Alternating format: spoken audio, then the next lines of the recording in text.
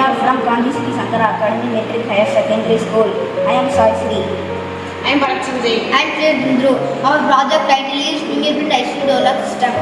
We made this prototype of fingerprint ICU door lock system to reduce the disturbance by the relatives of the patients by entering the ICU, permissions of doctors and hospital workers.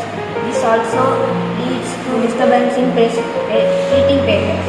So we have made this people can enter and others can only enter if authorized person will guide them through.